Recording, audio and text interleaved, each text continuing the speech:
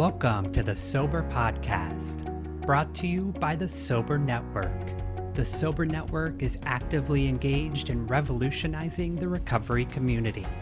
We offer fresh ideas, voices, and incentives to impact massive social change. Our technology expertise is best seen in our multiple brands. They demonstrate a thorough understanding of how we get things done. Take us along on your journey, and we will help build the recovery capital needed to sustain life on life's terms. Visit us at sobernetwork.com. Welcome to the Sober Podcast. This is your host, Jamie Brickhouse. We'd like to take a minute to get the word out about one of our latest product lines brought to you by Soberverse. It's called Sober Life Apparel, where positivity and pride pave the way to a brighter, healthier future. So please visit our new website, Soberlife, that's SOBRLIFE.com, and check out the new merchandise. I am excited to bring on our Soberlebrity guest today, Mike Quinn. And today's topic is how to stay sober in college. Mike Quinn is a TEDx speaker and a sales manager living in New York City. He's overcome mental and physical health obstacles in both addiction and recovery and is here to share his journey. Thank you so much for joining us, Mike. How are you today? I'm doing great. Thank you for having me. It's a great Cool. opportunity. Please tell our guests a little bit about what brought you to recovery. Yeah, so I'll try to pack 21 years into a quick minute. So long story short, I was your stereotypical, like, so to say, in air quotes, Mr. Popular. Loved to go out on the weekends. Thought I was living it up. Like, thought I was so fulfilled. And that continued from high school into college. I was a frat star. I hate that term, but frat boy. And slowly started to see more and more consequences, even though they'd popped up here and there in high school. And then as my first 2 years, I shouldn't even say 2 years. I got through a little more than a year and a half at my first university. And then I was like, oh, I need to leave here because this is causing me so many problems. And then I'm sure you're probably aware, I followed me wherever I went. So oh, right, that happens. Yeah, that happens to me too. I mean, I don't follow you, but I follow me wherever I go. So then after I left school, that was also when COVID hit. So then I was just self-isolating, because I was doing my social service. So I was staying isolated. And then, I just was finding new drugs, new substances, whatever I was putting in my body. And about a year later, I ended up in a psych ward. And then I was like, okay, it looks like I can't do that stuff anymore. And then I went back to what I called the meat and potatoes. For me, it was just weed and alcohol. And then I was like, wait, now this isn't even helping me anymore. And I eventually was just so desperate where I was like, I need help. And I reached out to my mom. She's probably one of the few people that never forced anything on me, but was always there for me. And then that was when she told me about the rehab that I ended up going to in May of 2021. And it's been, ups and downs in the past 2 years and some change, but here I am still going strong.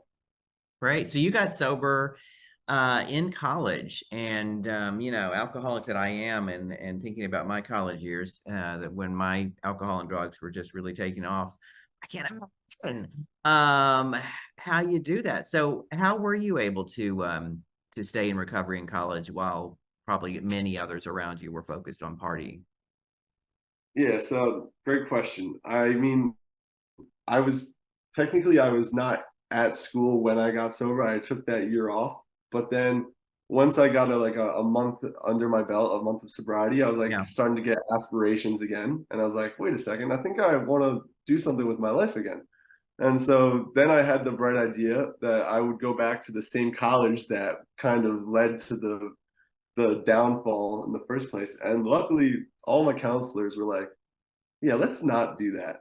And so then they told me about Rutgers University, which I hope that's okay that I'm mentioning it. But Sure. Yeah, Rutgers is actually the first college to ever have collegiate recovery housing. Mhm. And they told me about that. And so I was like, all right, they have a decent business school. I guess I'll look into it. I applied, got in. And then that was what started the new chapter of my life after I left rehab. So I've now been at Rutgers University this is my 5th and final semester here. So I'm graduating in December. And yeah, I've met a lot of young people in recovery, which has been one of the best aspects of it all. That's great. And, I mean, I think also I'm 55, so I was in college in the late 80s. And, when I asked that question about it, I can't imagine getting sober in college. And of course, I think there were people who did at my time, but I don't think that the conversation about recovery and sobriety was widespread as it is now, Yeah. So I think so correct me if I'm wrong, but it seems like there are more people that are more people your age who are open to recovery, and even if they don't need it or are not in it, but are somewhat supportive. Is that true? Absolutely. A lot of people are receptive of it. Though I have to say, like, if you talk to the version of me like 2, 3 years ago, I would have laughed in anyone's face if they told me they weren't drinking like on the weekend. But then like it's really about who you surround yourself with, like most things in life. And like it took me a while you've probably heard the expression people, places, and things. It took me a while to actually start to like magnetize towards the people, places, and things that were conducive to like the new lifestyle that I was choosing. Like, and if you don't mind, I'll give like a quick example. So Yeah, please like do. I said, yeah, I lived in the recovery house, and that was like kind of just like a given support network. But I consider myself a social butterfly, so I wanted to get involved in other things. And like one of the things I first did my first semester here was I did a musical through like one of the theater programs, and that was like one of those places that, while the people there weren't necessarily in recovery, they were like just like a supportive group, and like they didn't kind of like look at me weirdly. Like they asked like politely like what kind of, like, because I'm pretty open about my circumstances, so they would be like, oh, what happened? I'd give like a short little quick like, oh, I just fucked up my life a little bit. Sorry, I don't know if I can curse on here. It's all right. And then that would be like a cute little thing. But long story short is like I found so like communities outside of just recovery that like still were supporting what I was doing. Cool. What's one of the most difficult struggles you've gone through in sobriety, and how'd you overcome it? I honestly think it's just that day to day, like sort of mental. Uh, I was never like the most positive guy before drugs and alcohol, so it Yeah, well, and you was. seem so positive now. I mean, you seem so upbeat and I definitely I have moments of it, but there's still like those times when I'm like heads hitting the pillow and like I'm stuck with those racing thoughts. And I think it was just like realizing that I had to find new tools to kind of deal with them that wouldn't just like be an immediate escape. And what were some so of the tools?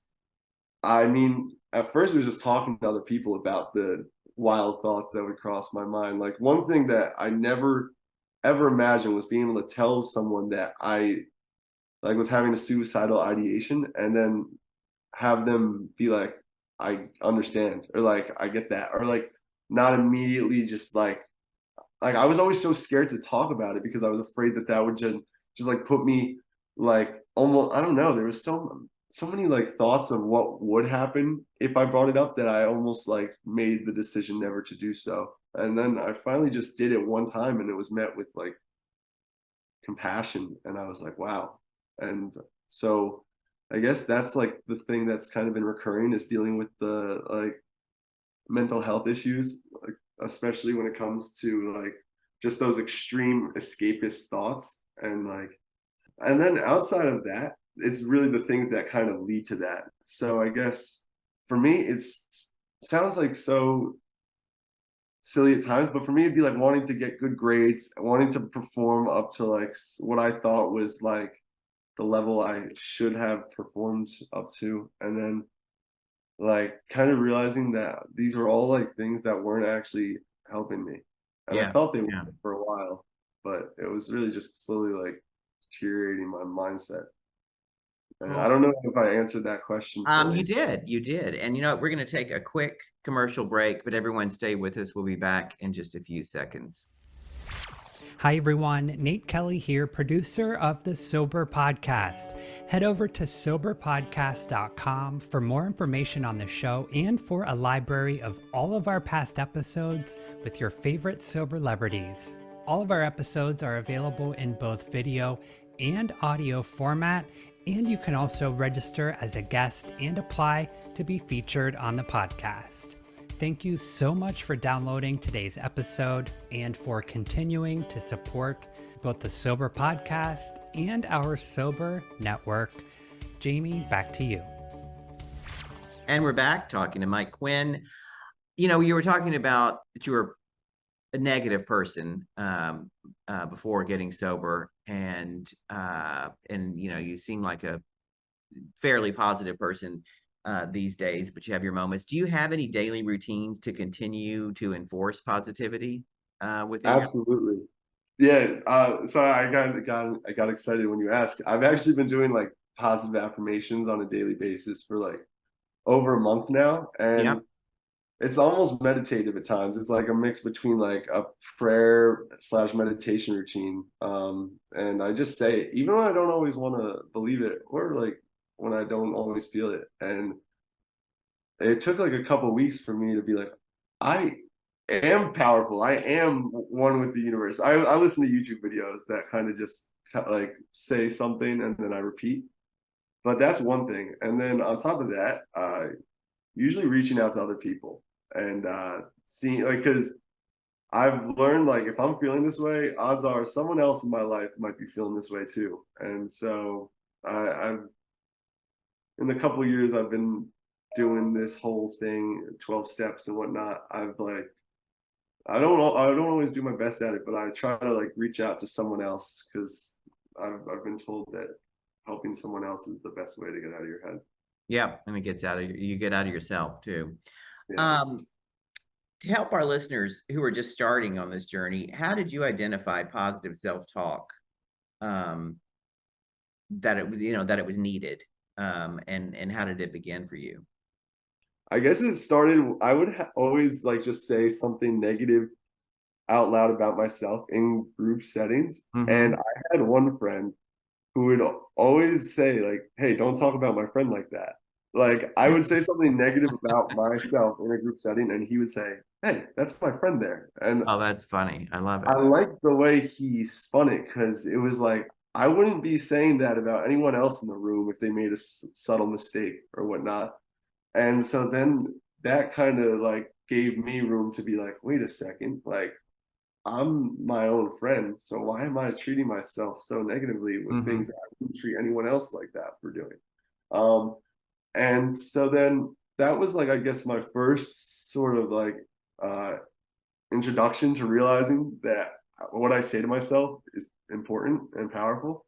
And then like it took me a little while before I started implementing my own routine, but I slowly like went down like this rabbit hole of like just our thoughts being very powerful and realizing like the more I think a certain way, the more I'm gonna like kind of attract that type of mindset and like in like the actual like reality that I'm having. So that's when I started realizing like I got to say more positive stuff to myself, because at the end of the day, I am a great person. I may have had things that don't align with that version of me, but that doesn't define that the thing that I actually am. And I believe at our core, every one of us is that like beautiful soul, spirit, whatever you want to call it. Sure. And yeah.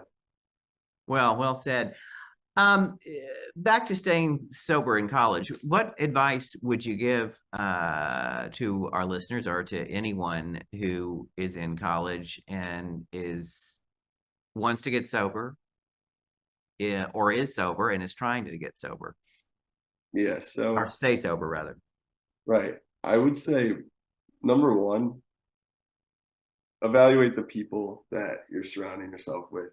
I mean, it's probably easiest for me to give this advice as if I were talking to a younger version of me, because I know for a fact that 20-year-old Mike while he was surrounded by so many people, he was so lonely. And just like realizing that and saying that now is a little bit easier. But Mhm. at the time, I don't know if I would have had the ability to recognize that. But that's the one thing that I wish someone would have like kind of tried to bring to my attention is like, how connected do you actually feel when you're with these people? Now that being said, I'm surrounded by other people now that are aligned with like that recovery lifestyle. So even if there's times where like I'm not doing something that I want to do, it's just definitely better than like it's just better because I know that I'm with people that care about me. That being said, I want to get like a little bit more specific in answering your question. Yeah. Find find like resources because schools offer so many. And for me, that's the recovery house. I mean, I know that's not given at every university, but I know more and more schools are starting to implement a college recovery or collegiate recovery community. I think they're Mhm, called mhm. CRCs. And if they don't have one at your school, start one because that not only is something that will help you, it'll help the people that are following in your footsteps.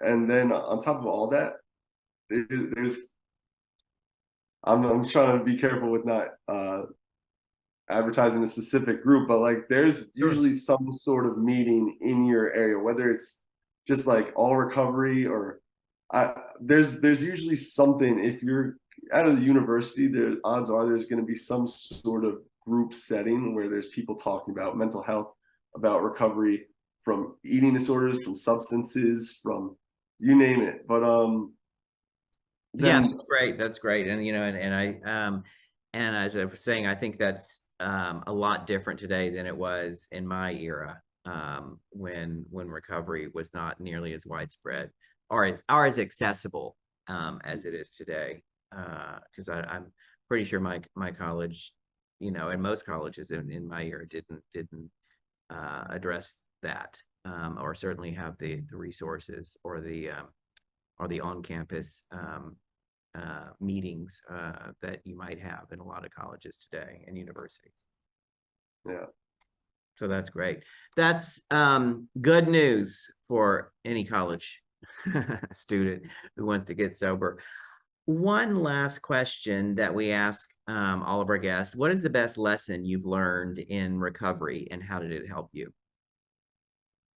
Embrace the hurt Embrace the because hurt. Mhm. yeah, there's going to be times where we'll feel uncomfortable.